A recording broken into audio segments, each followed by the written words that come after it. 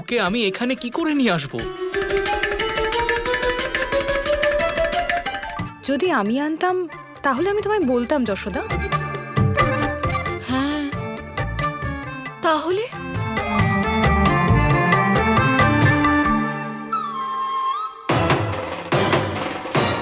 বলরাম, এটা তোমারই বদমাইশি তাই না? এবার মজা বুঝবে দাদা। জবাব দিচ্ছ না কেন? কানাইকে তুমি এখানে এনেছো তাই না? বলরাম, একদম মিথ্যে বলবে না। তাহলে কানাই এখানে এলো কি করে? এবারের মতো বাঁচিয়ে নাও ভাই, নয়তো আমারও একদিন সময় আসবে। আরে না না দাদা, দাঁড়ান, আমি কিছু একটা করছি। তাড়াতাড়ি করো ভাই।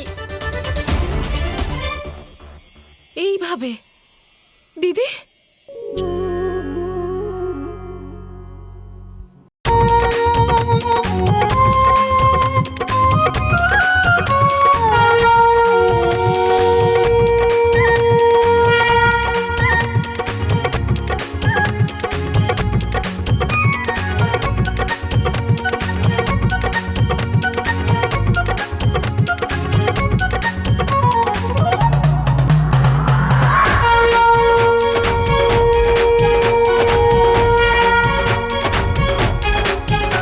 সোনা,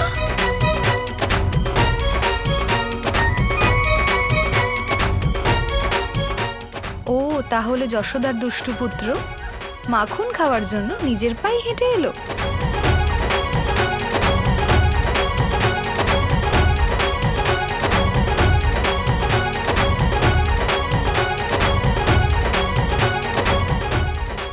যাক, এইবার তো বাঁচিয়ে নিলে, নয়তো প্রত্যেকবার তো তুমি আমায় ফাঁসিয়ে দাও।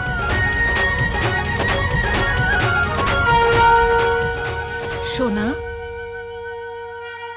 এসো, তোমার মায়ের কাছে এসো। আচ্ছা, ও শুধু তোমারই পুত্র। তুমি যদি ওর মা হও তাহলে আমিও তোর বাবা। ও একমাত্র ওর বাবার কাছেই আসবে। এসো পুত্র, এসো এসো এসো এসো। এসো। আচ্ছা, ওর বড় মা কি ওকে কম ভালোবাসে নাকি? আমার দুষ্টু পুত্র, তোমার বড় মায়ের কাছে আসো তো। না না, তোমার দাদার কাছে এসো। কি হলো, আসতেই তো পারে তাই না? এসো সোনা, এসো।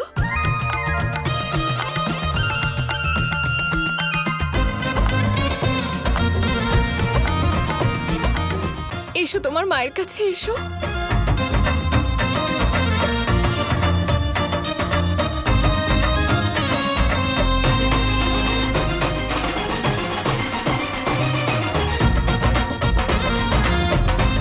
সোনা, কোথায় যাও?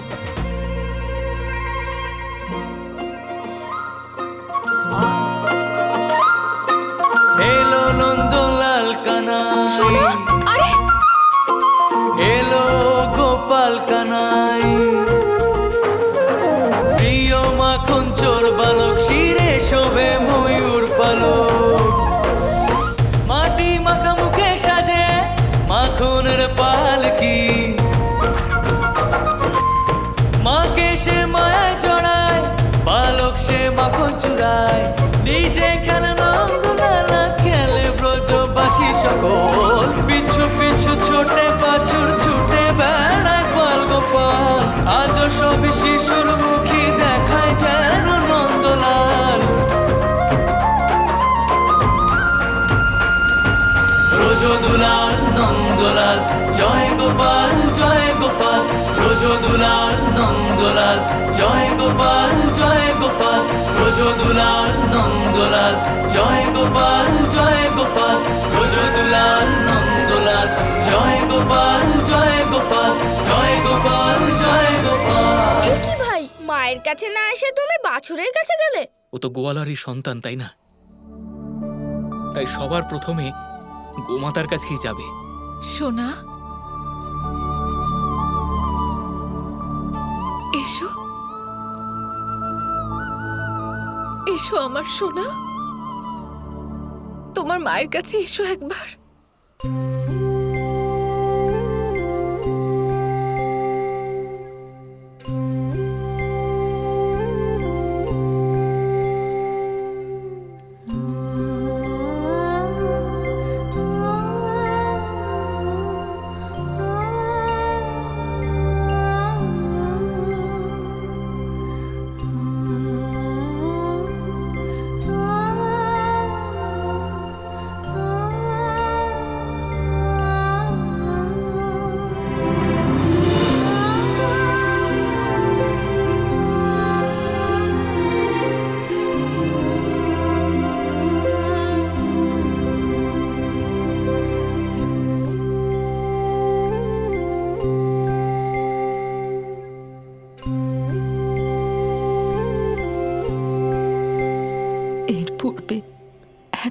আনন্দ কখনো পাইনি মহাদেব। আমার মনে হলো যেন বাল গণেশ পুনরায় আমার কাছে ফিরে এসেছে।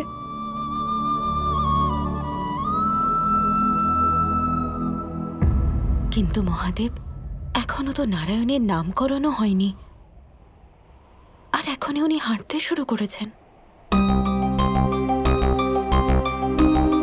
যদি কেউ আবার ওনাকে অবতার ভেবে সন্দেহ করে তাহলে? গৌরী, সারা বিশ্ব আমাকে ভোলা বলে ডাকে, কিন্তু বাস্তবে তুমিই সব ভুলে যাও।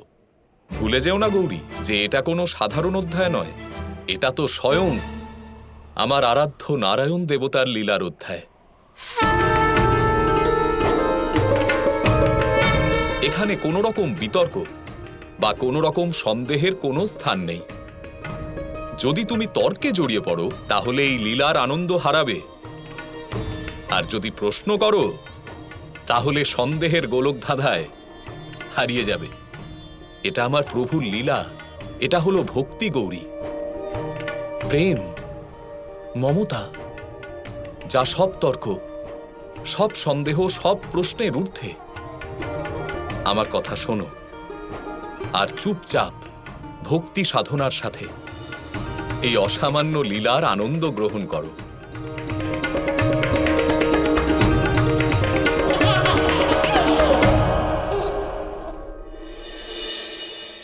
যশোদা, তুমি যদি তৈরি হয়ে থাকো তাহলে এবার রওনা হওয়া যাক। এক্ষুনি নয় নন্দমশাই, এখন আমরা যশোদার সখী সন্তানের নামকরণ উৎসবে যাচ্ছি। মানে? আর্য, আপনি গোকুলের প্রধান, আর প্রধান হওয়ার কারণে আপনার মূল কর্তব্য হলো যে আপনি গোকুলবাসীদের সমস্ত সুখ দুঃখে অংশগ্রহণ করবেন। আর তাছাড়া সমাজে সবার সাথে মিলেমিশে থাকাটা খুব গুরুত্বপূর্ণ। একবার ভাবুন তো, যদি আমরা ওর পুত্রের নামকরণ অনুষ্ঠানে না যাই, তাহলে যখন আমাদের সন্তানের নামকরণ অনুষ্ঠান হবে তখন ওরাই বা আমাদের এখানে কেন আসবে? ঠিক আছে কিন্নিমা, আপনারা তবে যান। আমি এখানে পুত্রর খেয়াল রাখবো। বলরাম আর পুত্রর সাথে আমার সময় বেশ ভালোই কেটে যাবে।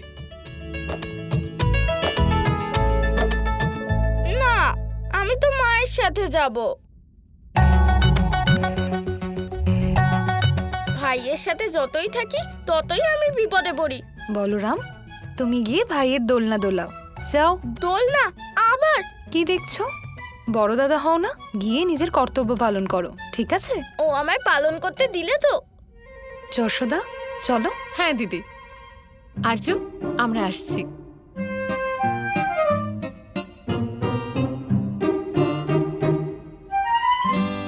শোনো, ঠিকই তো গেলাম ভাই, কিন্তু তুমি একদম দুষ্টুমি করবে না, কারণ তোমার নামকরণের আগে আমি কোনো রকমের সমস্যা চাই না। আমার মা আমার নামকরণ করতে কোথাও নিয়ে যেতে দিলে তবে তো। মানে? সেটা তো সময় বলে দেবে দাদা। মাঝে মধ্যে তুমিও তো বলতে পারো।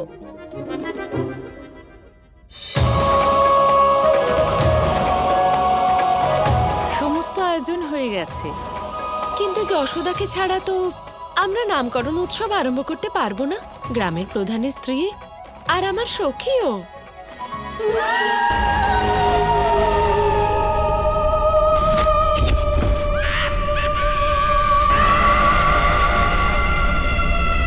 নামকরণ উৎসব হচ্ছে এখানে।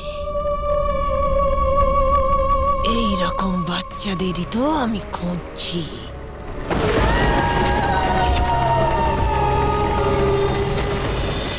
ব্রজদুলাল